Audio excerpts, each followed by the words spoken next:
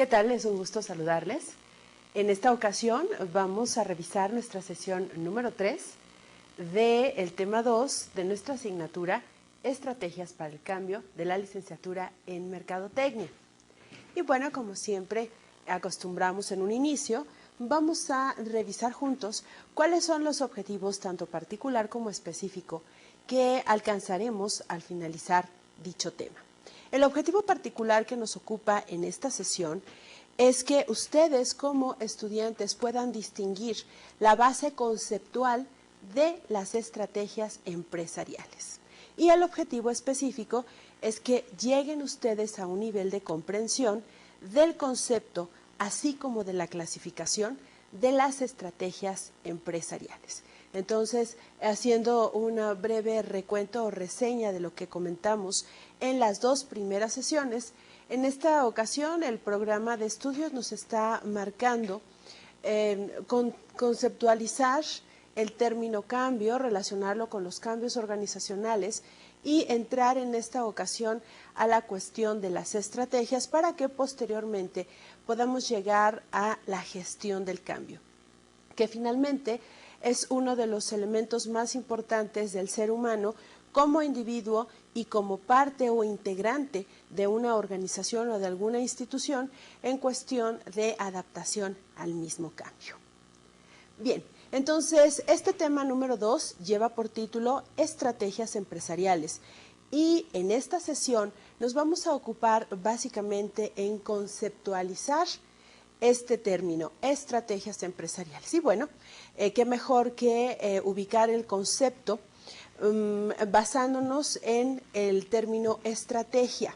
Hagamos un poquito de recuento, seguramente este término ustedes ya han sido o ya lo han aprendido en alguna otra asignatura e incluso tal vez a nivel medio superior, ustedes ya tuvieron la oportunidad de relacionarse con este concepto. Haciendo un poquito de reflexión, recuerden que es un término que tiene su base etimológica griega, que es estrategos, y bueno, es un término muy utilizado en cuestiones militares. Incluso hay mucho material, por ejemplo, cinematográfico, que nos aporta esta cuestión o esta base de la estrategia desde tiempos de romanos o desde tiempos de los griegos. Ellos son básicamente los que manejan el término y los que aplican esta cuestión del término estrategia. Entonces, cuando hablemos de estrategia, estaremos ubicando básicamente en su inicio, por su antecedente histórico, esta relación o vínculo con cuestiones estrictamente militares. Pero ¿qué creen? Que ha habido autores, hay autores que se han preocupado por manejar este concepto de estrategia y traerlo o adaptarlo a algunos otros ámbitos o algunos otros entornos, y entonces nosotros lo vamos a ver desde el punto de vista empresarial. También, haciendo una breve reflexión, estaríamos pensando en nosotros como seres humanos, en nuestra vida personal, cómo estamos haciendo estrategias. ¿Realmente somos estrategas? Ese sería un primer cuestionamiento. ¿Qué es lo que estoy haciendo yo dentro de mi círculo, dentro de mi familia, mi escuela, mi trabajo mismo, con mis amistades, para poder manejar esta cuestión estratégica? Y créanme que cuando nosotros lo llevamos a términos personales nos damos cuenta que en muchas ocasiones no tenemos ninguna estrategia, no tenemos ningún plan de acción. Básicamente, el manejar el término estrategia, estamos ubicándonos en el cómo voy a lograr objetivos. ¿Me acompañan al pizarrón un momento, por favor? Solamente para quedar claro este concepto. Cuando nosotros tenemos un análisis de una situación en particular, puede ser en un ámbito empresarial o puede ser en un ámbito personal, nosotros en este momento hemos identificado una problemática y con base en esta problemática podemos hacer un análisis. Este análisis me va a situar y me va a ayudar a establecer un objetivo, recordando que el objetivo siempre nos va a responder la pregunta ¿qué ¿Qué es lo que quiero? ¿Qué es lo que pretendo? ¿Qué es lo que voy a lograr? No estamos hablando de metas. Cuando se habla de metas, se habla de términos sin tiempo. Cuando yo hablo de objetivo, estoy hablando básicamente de dos elementos. En cantidad, ¿qué es lo que quiero lograr? Y lo más importante, encuadrarlo en el factor tiempo. Tal vez ese objetivo pueda ser a un mes, a 6 meses, a un año. Las metas normalmente no llevan este término de tiempo. Entonces sí es importante que cuando nosotros establezcamos un objetivo, nos preguntemos el qué, involucrando esos dos elementos. Cantidad, una cuestión medible, en donde yo pueda saber si es un porcentaje, si es una cantidad de dinero, o si es una cantidad de producto, o si es una cantidad de trabajo, y en cuánto tiempo lo voy a lograr. Pero bueno, hasta aquí voy clara en la cuestión del objetivo. ¿Cómo voy a lograr ese objetivo? Ese es el segundo cuestionamiento más interesante que cualquier estratega se debe establecer, se debe plantear. Y entonces esa respuesta al cómo lo voy a lograr es lo que precisamente manejamos como estrategia.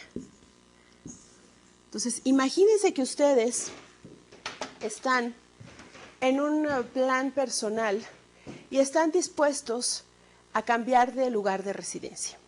En cualquier sitio en que se encuentran, ustedes están dispuestos a cambiarse de residencia y esto implica una serie de movimientos, implica una serie de decisiones y de acciones que me van a llevar a lograr mi objetivo. Y entonces, si yo dijera, bueno, pues me quiero cambiar de lugar de residencia, me quiero ir a otro lugar dentro de la República Mexicana o dentro de lo que es la aldea global, llamémosla así, me tengo que establecer una serie de elementos que me ayuden a cumplir ese objetivo. Y entonces es cuando yo estoy respondiendo el cómo lo voy a lograr, en cuánto tiempo lo voy a hacer, qué recursos tengo y cuáles son las acciones que yo debo tomar o debo llevar a cabo para entonces estar hablando del cumplimiento de ese objetivo. Entonces, sin objetivo, sin el cumplimiento de objetivo, tal vez yo pueda cumplirlo a medias o pueda cumplirlo no en el tiempo o en la cantidad que yo quiero. Para asegurar ese tiempo y esa cantidad o esa cuestión medible que yo estoy implementando desde un principio, lo más lógico es trabajar o desarrollar una estrategia que me permita entonces llegar al objetivo que estoy planteando. La diapositiva nos da una sencilla definición de lo que es concepto. Es la compleja red de pensamientos, ideas, experiencias, objetivos, memorias, percepciones y expectativas que proveen una guía general para tomar acciones específicas en la búsqueda de fines particulares. Esto lo plantea el autor Fred Nichols. Fred Nichols como autor nos está diciendo, bueno, desde mi punto de vista la estrategia no debe ser sencilla, es una compleja red, es algo que nos vamos a converger ideas, experiencias, pensamientos, memorias, percepciones, expectativas bajo un objetivo, y él lo menciona dentro de su definición. También otro de los grandes autores importantes reconocidos en el ámbito administrativo, Michael Porter, quise traer una fotografía de este autor para que lo conozcamos y empecemos a familiarizarnos con él. Michael Porter dice que la estrategia competitiva, que puede ser una clasificación de estrategias, trata sobre ser diferente, es decir, seleccionar una serie de actividades distinta a la que otros han seleccionado para ofrecer una mezcla única de valor. Y fíjense ustedes una cosa muy interesante. En el área de mercadotecnia, los mercadólogos deben posicionarse, deben ubicarse precisamente en esta cuestión de estrategia competitiva.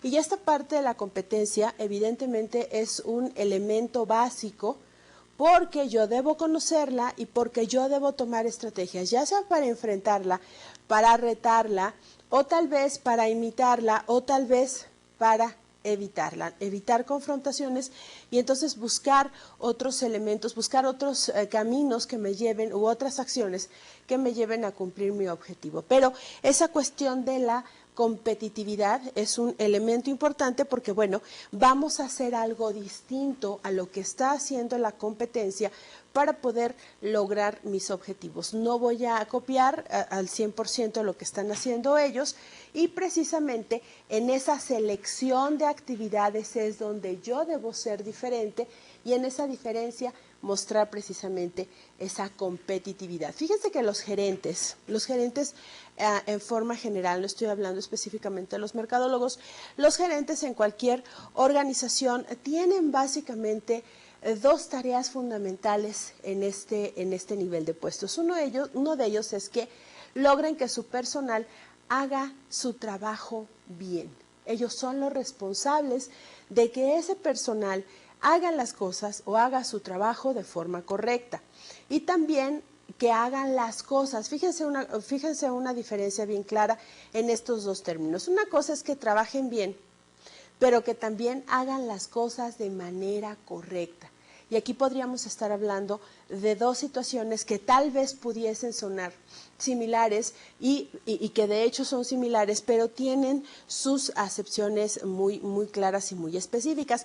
Pensemos en un asistente administrativo. Un asistente administrativo, ya sea un hombre o una mujer, pues debe manejar funciones secretariales básicas. Esto es la recepción de personas, de visitas, de clientes internos, de clientes externos, la atención telefónica, el filtro de llamadas telefónicas hacia su gerente y algunos trámites de tipo administrativo dentro de la organización donde labora. Se supone que el gerente debe asegurarse que el trabajo de ese asistente administrativo pues lo haga bien, que cumpla en tiempo, que cumpla en forma, que llegue a la hora de entrada justo y que empiece a trabajar en ese momento y que termine a la hora que se ha convenido o que es en cuestión de tiempo de negociación.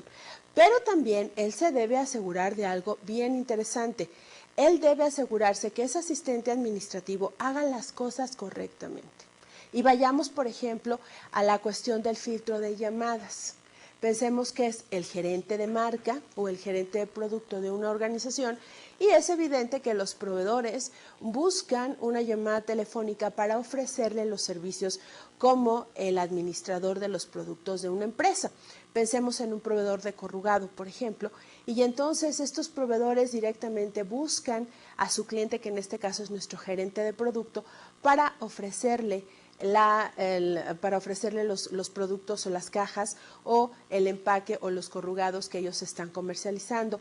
Él debe hacer que las cosas correctamente las haga el asistente administrativo y darle una serie de lineamientos para que pueda filtrar llamadas. Tal vez es un proveedor importante o tal vez puede ser un candidato a proveedor. Y él, evidentemente, le interesa más negociar con quien ya conoce o tal vez está en la búsqueda de un nuevo proveedor y entonces recibir llamadas de proveedores bajo algunas características. En ese momento, entonces él debe asegurarse que las cosas, específicamente una tarea que tiene que hacer el asistente administrativo para el manejo de las compras, lo haga correctamente. Esto es parte de la habilidad gerencial que cualquier persona en ese puesto debe tener, pero me regreso a la diapositiva y entonces estamos viendo que este gerente pues también debe poseer o debe tener ya establecida una estrategia empresarial. Esta estrategia empresarial debe trabajarse a nivel corporativo o también a nivel negocios y esto es lo que precisamente esa estrategia empresarial asegura a esa persona que gerente de mercadotecnia haga bien el trabajo las personas que están a su alrededor. Entonces, sin una estrategia empresarial adecuada, bueno, pues el personal podrá hacer su trabajo más o menos o podrá tener algunos problemas graves o algunas actividades que no son precisamente lo que se está buscando para que su trabajo lo haga bien. Entonces, estrategia empresarial va enfocada a que su personal de cualquier gerencia haga bien su trabajo y dentro de sus habilidades gerenciales, bueno, pues debe asegurarse de que el personal a su cargo haga las cosas correctamente. Continuamos hablando un poquito de estrategia corporativa. Esta estrategia es de gran importancia para cualquier empresa, desde una pequeña hasta una grande. Recordemos que en México, en Latinoamérica, se maneja una clasificación de empresas desde micro, pequeña, medianas y grandes. Cualquiera que fuese su tamaño e incluso cualquiera que sea el sector al que se está dirigiendo esta organización, bueno, pues es de gran importancia establecer estrategias a nivel corporativo. También continúa diciéndonos la diapositiva que en las grandes empresas, por ejemplo, suelen ser altos los niveles gerenciales quienes se ocupan del tema estratégico. No debe ser exclusivo. Soy de la idea o soy del pensamiento que los gerentes, también los gerentes medios o de mandos intermedios, deben colaborar con su experiencia y deben aportar ideas con esas perspectivas o esa visión que pueden tener de acuerdo a las áreas que van ocupando, bueno, pues algunas ideas para que se trabaje este tema estratégico. No dejarle al 100% al alto mando la responsabilidad de armarlas al 100%, tal vez en una lluvia de ideas, en una breve plática, en una breve reunión o tal vez en alguna sencilla encuesta que el alto mando o los altos directivos pudiesen dirigir a los mandos intermedios, podríamos tomar ideas interesantes para poder desarrollar o más bien diseñar estrategias empresariales. A medida que un individuo asciende en la escala, tiene que pensar más de manera estratégica y esto lo vemos cotidianamente. Normalmente los ayudantes generales pues son de nivel operativo, ellos están para hacer el trabajo. Sus supervisores o sus jefes están también para precisamente corroborar u organizar el trabajo que está haciendo su personal como parte de habilidad gerencial, pero bajo la lupa o bajo una estrategia empresarial. ¿Qué es lo que me está marcando la empresa para desarrollar? Y entonces yo lo tengo que estar monitoreando y lo tengo que estar trabajando con los niveles operativos. Entonces, a partir de jefes o supervisores, mandos intermedios, gerentes medios y alta gerencia, bueno, pues entre más es la jerarquía dentro de una estructura organizacional, bueno, pues cada nivel jerárquico lleva evidentemente una carga en cuanto a lo que es el pensamiento a nivel estratégico. Y es uno de los elementos que siempre he trabajado a lo largo de mi experiencia docente, ubicando a los alumnos, a los grupos con los que yo he trabajado, que no basta con ser operativos. Por ejemplo, hay una licenciatura en Administración de Empresas Turísticas. Normalmente los estudiantes de esta carrera pues son muy operativos, tienen áreas operativas dentro de hoteles, restaurantes, agencias de viaje, pero siempre la recomendación o el consejo personal es que no solamente trabajen esa parte operativa, sino también se ocupen de esa parte estratégica, del cómo voy a aportar o voy a lograr que los objetivos de mi área o incluso los objetivos de mi puesto de trabajo se cumplan en forma y en tiempo adecuado. Bien, hoy continuamos entonces en este momento con las estrategias competitivas de Michael Porter. Esto fue o está manejado en el año de 1982. Esto es, alrededor de la década de los 80, bueno, pues estamos viendo una revolución, estamos viendo un cambio interesante en las cuestiones administrativas de las grandes organizaciones. Entonces todas las organizaciones no se quieren quedar atrás y empiezan a implementar nuevos modelos, empiezan a implementar nuevas formas de trabajo y bueno, este autor es uno de los más reconocidos y de los que aporta más en la década de los 80 o a partir de la década de los 80. Una de las estrategias competitivas de Porter se llama estrategias de liderazgo en costes. El término costes es un término muy español, es un término que en la Europa se maneja con mucha frecuencia. Nosotros normalmente lo trabajamos como término costo, pero quise respetar el término costes tal y como venía referido por el autor. Y bueno, esta estrategia de liderazgo en costes básicamente se ubica en la reducción de costes productivos por encima de todo. Esto es, las empresas deben tener o deben manejar estrategias desde el punto de vista financiero.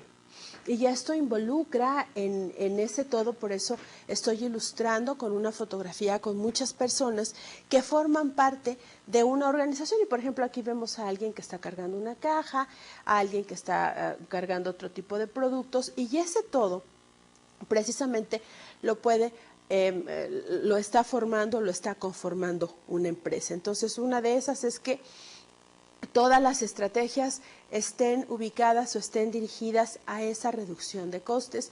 Tal vez en algunos momentos importantes de un ciclo económico pues estemos viendo una cuestión de recesión o un momento de recesión en cuanto a lo que es el sector económico, y podría ser una salvación que las empresas se dedicaran a diseñar e implementar o instrumentar estrategias de liderazgo en costes, reduciendo el mismo, pero con esa reducción estamos buscando que haya productividad o que por lo menos se mantengan los niveles de productividad. Esta es la primera de las estrategias competitivas de Porter. Otra que nos da o que nos ofrece el autor se titula Estrategia de Diferenciación, y aquí está muy ubicada o aquí está ya más enfocada a nuestra área, al área de mercadotecnia. Esta estrategia busca que el cliente o el consumidor vea el producto o el servicio distinto de los demás, pero con base en qué. Vamos a basarnos en la calidad, vamos a basarnos en los canales de distribución, vamos a verlo incluso dentro de lo que es el empaque o el envase o la fórmula del producto. En los últimos tiempos, en estos últimos tiempos, hemos visto, por ejemplo, en la industria refresquera, que las grandes potencias o los grandes productores de refrescos a nivel global, pues han diversificado de forma muy interesante sus productos, y encontramos una marca líder a nivel mundial que no solamente se ha quedado con su presentación o con su producto clásico, sino que ha hecho una serie de diferenciaciones y ha estado ofreciéndole al consumidor final, al mercado final, productos muy específicos con tamaños muy específicos. Tal vez alguien se acuerde de esas famosas botellas, de este famoso refresco, que eran botellas de vidrio. Pero ¿qué es lo que sucedía? Bueno, pues por cuestiones de higiene, por cuestiones de costes incluso, o de mejor manejo del producto, se ubicó en cambiar los envases a material PVC. Y entonces también enfrentar a la competencia que llegó muy fuerte, por ejemplo, a México, por ahí de la década de los 90, con otra marca peruana que llega a nuestro país, y entonces esa marca peruana nos está ofreciendo una cantidad muchísimo más grande o más en más gramaje o en más cantidad presentada en un envase. ¿Y qué hace el grande o qué hace la grande refresquera? Bueno, pues también llega a ofrecer al mercado un producto que se asemeje, que no sea igual. Si se dan cuenta, la cuestión del gramaje es diferente. Una tiene un poco menos mililitros en su presentación que la otra, pero la idea es que el cliente pueda ver la diferencia en calidad, por ejemplo, de la materia prima o del tipo de envase que está presentando una y otra refresquera. Entonces, ahí, por ejemplo, podríamos hablar de infinidad de casos en los que nosotros estamos distinguiendo como consumidores que las empresas están haciendo grandes diferenciaciones de producto. Otro ejemplo u otra línea de productos muy diversificada puede ser la línea de productos para higiene personal. Estamos hablando de desodorantes, estamos hablando de jabones, estamos hablando de shampoos y acondicionadores, por ejemplo. También en los artículos de limpieza para el hogar estamos viendo una gran diversificación en donde se involucran aromas, donde se involucran incluso colores que pueden ser y que son llamativos o muy llamativos para su mercado meta. Entonces, bueno, pues también el señor Porter nos dice, podemos establecer estrategias de diferenciación ubicándonos para que el cliente diga, prefiero el color azul al color normal que la otra empresa siempre me está ofreciendo en su producto. Una estrategia más del señor Porter se llama estrategia de especialización o de segmentación, también dirigida en el ámbito mercadológico. Y bueno, esta estrategia está dirigida a un segmento concreto de mercado. Y aquí estamos viendo, y recordemos que es una segmentación de mercado. Recuerden que un mercado está conformado por personas u organizaciones tienen distintas características y que están demandando productos, ya sea bienes o servicios, para satisfacer sus necesidades. Y las empresas, ¿qué es lo que tienen que hacer? De ese gran mercado, poder hacer una clasificación o una división que le permita, con algunas características preestablecidas, ubicar quién es realmente su mercado meta. El mercado meta, recuerden, que es aquel mercado que va a responder positivamente a la mezcla de mercadotecnia que la empresa le ofrezca. Y cuando hablo de mezcla de mercadotecnia, estoy hablando de producto, precio, plaza y promoción, esas famosas 4 Ps, en donde yo voy a hacer una mezcla y se la voy a ofrecer a mi consumidor final. Pero ¿cómo lo voy a trabajar? Bueno, pues con base en las características de ese mercado meta que ya tengo perfectamente especializado, segmentado. Por ejemplo, la diapositiva nos habla en la parte superior o inicial, bueno, pues de muchas personas con distintos colores, que son, por ejemplo, las características, y de ahí viene con sus flechas una segmentación donde vemos a las personas de color anaranjado, a las personas de color azul y a las personas de color verde. ¿Y esto qué quiere decir? Que para las empresas es mucho más fácil satisfacer las necesidades del consumidor cuando sabemos sus características. Hoy por hoy, en este nuevo milenio, bueno, pues estamos viendo que las empresas están cada vez especializando más sus productos. Vayamos, por ejemplo, a hablar de productos, por ejemplo, automóviles. De automóviles casi no hemos platicado. Normalmente se platica mucho de productos de canasta básica o primera necesidad, pero hablemos de automóviles. Ubiquémonos en una empresa que se dedica a ensamblar automóviles y a través de sus agencias, distribuidores o franquicias nos venden o nos comercializan sus productos. Y estamos hablando de grandes consorcios como, por ejemplo, Ford. Ford, acuérdense que Henry Ford empezó con su modelo T, con aquel famoso modelo T de los principios del siglo XX, y que poco a poco se fueron haciendo distintos, se fueron diversificando, y también con base en esa diversificación se trabajó mucho en la parte de segmentación de mercados. Ford trabaja mucho la parte de campaña publicitaria de una manera muy espectacular. Es mi punto de vista muy personal. Yo recuerdo, y siempre comento esta experiencia, yo recuerdo mucho una campaña publicitaria donde precisamente platicaremos de esta segmentación. Esta campaña publicitaria tendrá de principios de este siglo XXI. Estoy hablando, no me acuerdo si era campaña 2002 o 2003, muy específicamente, y cambia su eslogan a "pon a rodar tu vida", pero en ese concepto de "pon a rodar tu vida" nos está presentando en esa campaña publicitaria precisamente los segmentos tan precisos de mercado que con sus productos se está dirigiendo, con sus submarcas muy específicamente. Por ejemplo, por ahí tiene un modelo que es el modelo más sencillo, más pequeño, y está dirigido al sector o al segmento de mercado de jóvenes varones que les gusta la aventura y que les gusta manejar de una manera un poquito con más velocidad, pero también con mayor libertad y con mucha practicidad. Es un auto muy práctico. Luego nos ofrece, por ejemplo, dentro de lo que es su campaña publicitaria y el producto que ofrece al mercado, que es la submarca Fiesta. Esta la ubica con mujeres jóvenes. ¿Y por qué mujeres jóvenes? Porque la línea se presta un poco más tiene más capacidad en la cuestión, por ejemplo, de cajuela.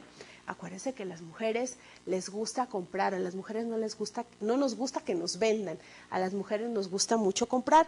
Y entonces, ¿qué sucede? Que con el espacio que tiene Fiesta, que es un poco más grande en la parte de la cajuela o en la parte trasera que el K, bueno, pues estamos dándole, o le está a la empresa dando la oportunidad al consumidor final que cuente con más espacio, por ejemplo, para sus compras. Es un modelo un poquito más dirigido hacia mujeres, y de ahí poco a poco va dándonos en todo lo que es la campaña publicitaria, en un solo comercial. Yo lo recuerdo muy bien, todos estos productos muy dirigidos a segmento. Hay dos que particularmente me gustan mucho.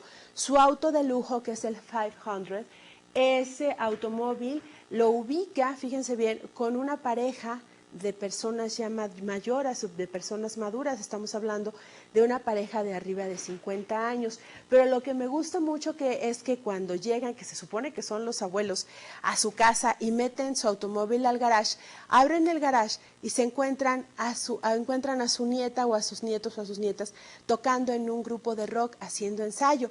Y entonces el abuelo se emociona y saca una cámara de video y empieza a grabarlos. Y entonces, ¿qué nos está diciendo? Bueno, el segmento de mercado está muy dirigido a segmentos maduros, y esos segmentos maduros de niveles socioeconómicos altos, pero que también se presta mucho a esa parte juvenil. Estamos entonces mezclando que esa segmentación o ese consumidor final también lo podemos estar dirigiendo hacia ejecutivos de mediana edad.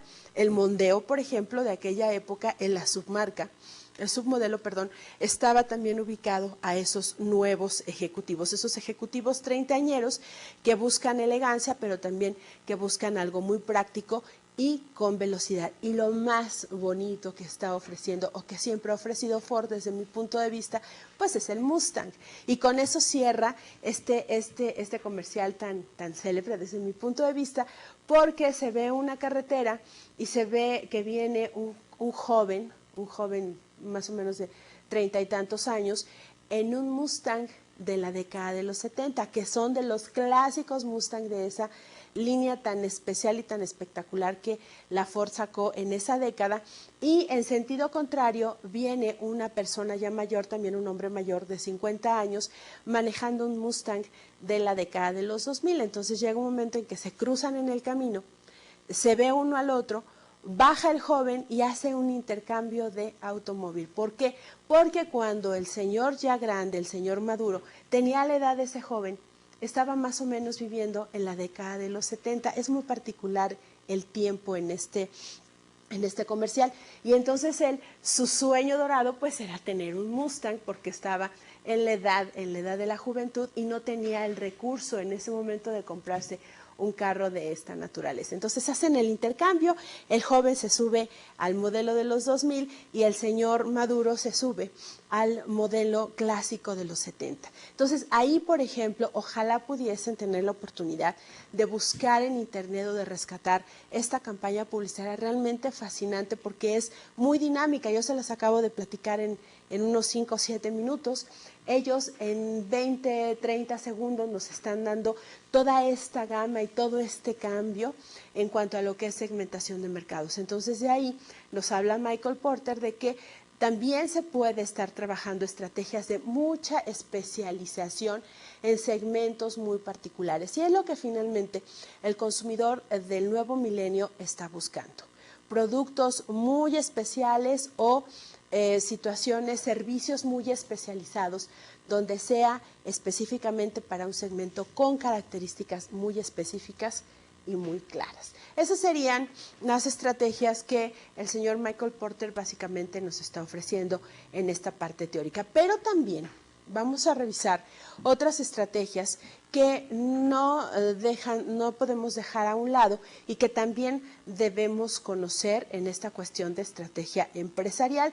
Y también encontramos las estrategias que se diseñan y se implementan según el ciclo de vida de la empresa. Y esto es bien importante tomarlo en cuenta como pensadores o estrategas de una organización, porque veremos que los ciclos de vida en las organizaciones pues también tienen una parte de introducción, una fase inicial, una fase de crecimiento, una fase de madurez o estabilidad, y también una manera de declinar o de terminar. Bien, la primera estrategia, según el ciclo de vida de la empresa, que aquí la orientación o la indicación primera es ubicar en qué ciclo de vida se encuentra la empresa, donde se pueden implementar o implantar estas estrategias. Bueno, primero la de crecimiento. Cuando nosotros hablamos de una estrategia de crecimiento para una empresa de ciclo de vida en ese momento de crecimiento, se busca incrementar la cuota de mercado de la empresa. Esto es aumentando inversiones, haciendo fusiones con otras empresas, implantando nuevas tecnologías, haciendo nuevas adquisiciones, absorbiendo tal vez otros negocios más pequeños y también trabajando con estrategias de cooperación. Entonces, si ustedes se encuentran en una empresa cuya fase, el ciclo de vida de la misma es en crecimiento, esa empresa está creciendo, podrían ustedes proponer, desarrollar, diseñar e implementar o implantar estrategias de crecimiento, tal vez buscando aumentar inversión o haciendo alguna fusión o alguna de las otras características que nos menciona la diapositiva. Cuando una empresa se presenta o se establece en un momento de estabilidad, donde podemos ubicar una estabilidad en cuanto, por ejemplo, un término sinónimo que es madurez, bueno, pues aquí la recomendación es conservar la cuota de mercado ya alcanzada por la empresa y también invertir en actividades rentables para la misma, ¿sí? Estamos en una época estable, estamos en un momento donde la empresa está obteniendo utilidades, pero también se puede manejar nueva inversión sin sacrificar o sin poner en riesgo esa cuota de mercado. La idea es conservarla. Cuando se está en una empresa donde su ciclo de vida es para recibir, bueno, pues estamos hablando de estrategias de cosecha. Aquí, por ejemplo, se sugiere invertir en actividades rentables para la empresa y reducir las que no sean tan rentables. Yo ahorita estoy pensando, a lo mejor estamos hablando en la cosecha de, si yo lo ubicara como una persona, en una persona todavía de edad madura, pero un poquito más arriba de la edad mediana o de un adulto de mediana edad. Y entonces aquí dices, bueno, pues voy a seguir haciendo algunas cosas, pero voy a reducir tal vez algunas más que mi físico o mi condición ya no me permite hacer. A lo mejor los deportes extremos, ¿no? Estaríamos pensando en alguien que le gusta tal vez el bungee o que le gusta también la tirolesa, pero que por sus cuestiones físicas ya no será posible hacer ese tipo de actividades. Entonces, igual en las empresas ya son muy maduras, ya están en términos de cosecha y bueno, lo único que yo te puedo recomendar desde el punto de vista estratégico, ustedes podrían mencionar como gerentes, es que se siga invirtiendo en actividades nada más rentables, las que no te arriesgues. También podríamos ubicar una empresa en etapa de desinversión. Aquí es invertir exclusivamente en actividades o en negocios muy rentables. ¿Cuál será la diferencia con la cosecha? Bueno, en la cosecha a lo mejor igual y te arriesgas, y haces un buen estudio de mercado, haces un buen análisis situacional y estableces un objetivo un poquito agresivo o un poquito retador en ese sentido y dices, bueno, estamos en cosecha, todavía podríamos arriesgar un poquito, pero si te encuentras en desinversión, en donde evidentemente ya hay poco que invertir, hazlo exclusivamente en algo que te asegure esa rentabilidad, en negocios exclusivamente rentables. Y se puede llegar o se llega a un ciclo de vida de liquidación y aquí, bueno, pues hay que abandonar un determinado negocio o inversión porque ha dejado de ser rentable. Entonces hay que finiquitar o hay que liquidar todos esos negocios o actividades que definitivamente tal vez retirar del mercado productos pues que ya no dan para más, que ya no se están vendiendo como antes y que requieren un refresh o definitivamente desaparecerlos del mercado desde el punto de vista mercadológico. Y bueno, también es oportuno comentar que según el sector económico también podemos diseñar o podemos implementar algunas estrategias donde se encuentra la empresa, pero desde el punto de vista sector económico, por ejemplo, y estamos hablando de empresas con una economía emergente, con una situación madura o tal vez también en mercados fragmentados. Depende del tipo de mercado al que se está dirigiendo esa empresa en particular, bueno, pues estaremos ubicando nuestras estrategias según ese sector económico. En cuanto a cuota de mercado, también podemos establecer o diseñar e implementar algunas estrategias y para lograr esa cuota de mercado podemos establecer o desarrollar estrategias de líder, estrategias de retador, estrategia de seguidor o estrategias de especialista.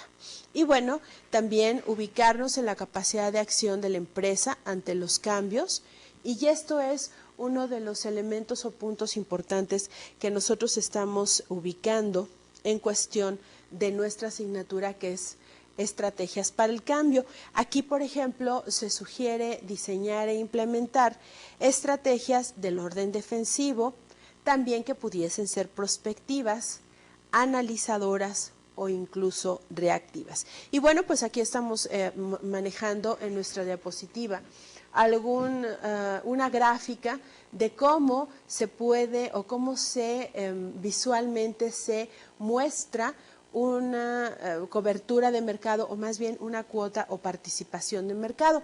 Y es muy claro que unos van a tener, como decimos coloquialmente, un pedazo de pastel mucho más grande o más interesante que el que puede tener o manejar mi competencia. Y bueno, revisemos rápidamente qué consiste cada una de ellas. La estrategia defensiva es cuando una empresa con un estrecho campo de producto mercado puede actuar.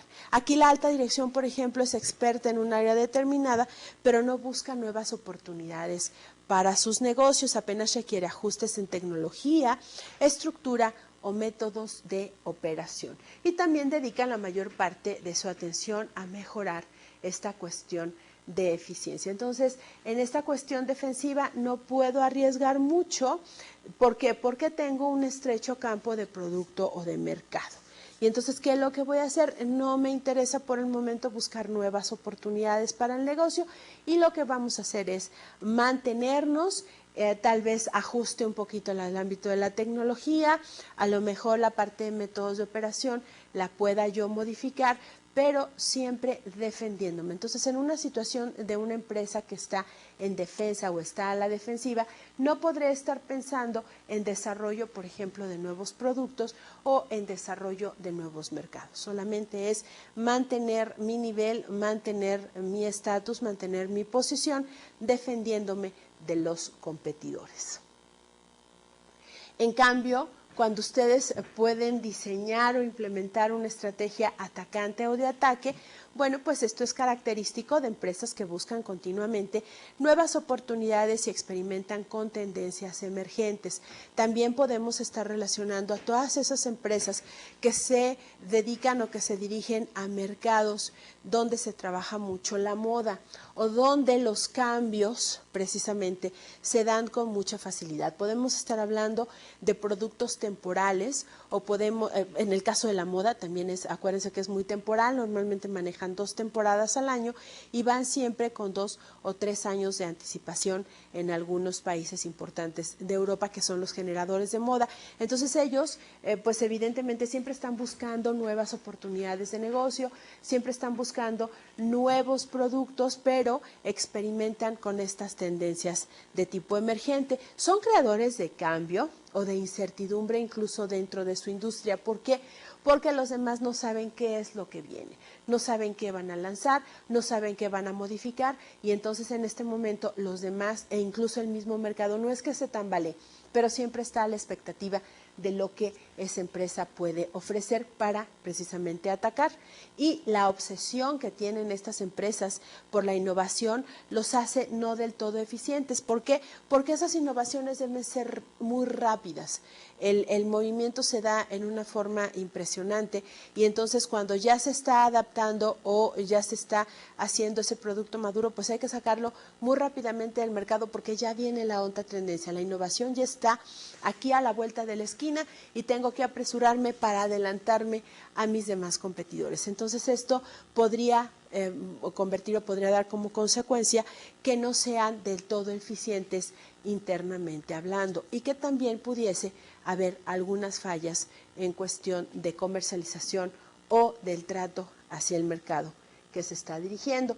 Aquí, por ejemplo, les estoy ofreciendo una diapositiva, les estoy ofreciendo una ilustración de lo que es el juego del gotcha, y es precisamente haciendo una analogía en cuanto a las estrategias del atacante de lo que hacen estas empresas en el mercado. Estamos medio cuidándonos, estamos moviéndonos, estamos haciendo algunos cambios, pero siempre tratando de que el competidor no venga y me pueda destruir. Bueno, en este caso, lo que se llama como el pinball, ¿no? Que dicen que es un deporte o es una práctica muy interesante para algunas personas, pero debe o maneja un perfil muy particular del jugador. Ok, cuando nosotros estamos frente a estrategias de analizador, normalmente estas estrategias se operan en dos tipos de dominio producto-mercado, que puede ser el estable, un mercado estable, con un producto muy estable, o el cambiante, hablando, por ejemplo, de esta cuestión de modas. En los entornos estables, por ejemplo, las organizaciones operan de forma rutinaria y también pues, suelen ser eficaces a través de estructuras y procesos muy formalizados. Todas esas empresas que pueden ser muy metódicas en ese sentido, que de sus procedimientos o de sus marcos de referencia no salen más y que su formalidad en cuanto a su metodología de trabajo y a su forma de verse y de atender los mercados, pues es muy clara y muy precisa. En entornos turbulentos, por ejemplo, para este tipo de estrategias, la dirección se sugiere que vigile estrechamente a sus competidores para adoptar rápidamente ideas que parezcan o que puedan ser mucho más prometedoras. ¿Con qué? Pues con el fin de poder atacar de una manera estratégica. Y bueno, también tenemos el reactivo. Las estrategias de tipo reactivo, aquí por ejemplo la alta dirección, percibe frecuentemente el cambio y la incertidumbre en su entorno. Son incapaces de responder de manera eficaz. ¿Por qué? Porque siempre están a la reacción, no están a la proacción o a estar planeando con un determinado tiempo o con antelación para poder enfrentar estas situaciones o estos cambios. Normalmente esas empresas, en el momento que se está, es en el momento en que van a responder.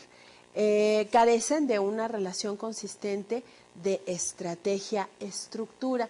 Normalmente son empresas que no cuentan con una estructura formal o una estructura organizacional muy firme. Estamos hablando tal vez de empresas en donde la parte administrativa no está muy bien ubicada, que digamos, en donde tal vez una persona puede hacer o puede desempeñar actividades que pueden corresponder a 2 o más puestos incluso, en donde la formalidad o la descripción de puestos no existe, en donde se trabaja al día y lo que se ganó en el día, bueno, pues se va a destinar a algunos gastos, incluso muchas veces los gastos imprevistos son los que absorben en muchas ocasiones las utilidades o las ganancias de la empresa. Únicamente hace un tipo de ajuste forzada por las presiones del entorno. Entonces, ¿de qué estamos hablando? Estamos hablando de empresas que no tienen una manera, una estructura formal, no cuentan con un organigrama o que tal vez pudieran hacerlo, pero que seguramente ya está obsoleto, que lo hicieron hace 30 años o que a veces llegó un practicante, porque así les dicen a los pasantes, un practicante que me pidió trabajo y pues ahí como que medio me quiso hacer un manual de procedimientos, ahí como que medio me formalizó la empresa, pero se fue. Y entonces ahí se quedó la buena práctica. ¿Qué es lo que hacen estos empresarios? Pues por lo general trabajan de esta manera reactiva, no tienen mayor oportunidad de crecimiento y no es porque no tengan el capital, sino simplemente la base administrativa les está faltando. Entonces estamos hablando de empresas que, bueno, hay que tener un particular y especial cuidado. La efectividad de una organización, nos comenta esta diapositiva, dependerá de la percepción de los directivos y de las decisiones adoptadas ante 3 tipos de problemas del entorno que determinan las dimensiones del concepto de estrategia. Esto es, ubicándonos un poquito en lo que comentamos en nuestro pizarrón, que cuando se tiene o se enfrenta hacia problemas o se identifica una problemática, entonces el siguiente paso es hacer un análisis de esa problemática para establecer nuestros objetivos y entonces ahí estamos hablando de qué decisión sería la adecuada o la mejor de acuerdo a a la problemática que estoy estableciendo. Y básicamente para las empresas pequeñas, medianas o grandes, estamos hablando de tres grandes problemas o tres identificaciones o clasificaciones de problemas muy en forma particular. El problema empresarial, que es el problema global. El problema de ingeniería, que nos está ubicando también en la parte operativa, y el problema administrativo. Veamos cada uno de ellos para terminar nuestra sesión. En el problema empresarial, básicamente lo ubicamos en la elección de un producto de mercado, por ejemplo, de los métodos que tenemos en la mano para competir. Y aquí la recomendación, incluso lo estoy manejando de forma ilustrativa para ustedes, es que se pueda desarrollar un análisis de acuerdo al modelo de Ishikawa, que es el famoso modelo del pescado, donde se establece la problemática y entonces se empiezan a buscar las causas y los efectos que pueden estar ubicados o que están dentro del contexto de esta problemática. Estamos hablando de un problema a nivel macro o a nivel empresa, pero en su totalidad. El problema de ingeniería, pues básicamente se ubica o se establece en esas partes operativas donde, como un ejemplo, podríamos establecer el uso de tecnologías que ya están usadas, en tecnologías que pueden estar obsoletas o que en tecnologías que ya están fuera del alcance. Y en cuestiones de problemas administrativos, bueno, pues aquí se sugiere, por ejemplo, la elección de estructuras organizacionales y de procesos para alinear la organización con su entorno. En otras palabras, se está sugiriendo que ante problemas administrativos se formalice o se restablezca esta parte de la organización, a lo mejor haciendo una nueva descripción de puestos, obviamente ubicándonos en una nueva estructura formal u organizacional y haciendo algunos ajustes pertinentes. Ok, esto es entonces nuestra sesión en donde hemos abordado nuestro tópico de estrategias empresariales. Recuerden una vez más, el pensamiento estratega es el que realmente vale la pena ubicar, identificar y desarrollar en el pensamiento de nuestro gerente, de ese gerente medio o de esa alta gerencia o dirección. ¿Quiénes son los que llevan el peso más fuerte o el peso más en cuestión creativa? Y para que ustedes sepan o desarrollen estrategias adecuadas, evidentemente requieren desde el primer paso tener un objetivo perfectamente bien establecido, pero no solamente quedarnos en ese planteamiento o en esa sugerencia o en esa redacción del objetivo, sino que vamos más atrás con un buen análisis de la situación, tanto interno como externo, y todavía me iría más allá ubicando la problemática. Muchas veces los grandes estrategas no tienen la oportunidad o no tuvieron la oportunidad o esa visión de poder ubicar al 100% o en el tiempo más posible esa cuestión de la problemática. Entonces, si no se conoce bien la problemática, evidentemente las estrategias que nosotros sugiramos o diseñemos o tratemos de implementar, pues tal vez estén fuera de contexto o tal vez resulten inalcanzables. Y ahí está la respuesta precisamente, en este momento lo comento, de las organizaciones, que a veces pueden preguntarse al final de la jornada, ¿por qué esta estrategia no me funcionó? Es una estrategia que el autor o la teoría platica muy bonito, pero es que no se me dio, no obtuve los resultados. Ojo, aquí es donde precisamente debemos echarle un vistazo y debemos hacer un análisis y sentarnos a leer bien cómo la planteé, pero con base en qué objetivo, y ese objetivo, cómo se analizó la situación para llegar a él y entonces conocer mejor la problemática. Nos veremos en la siguiente sesión. Gracias.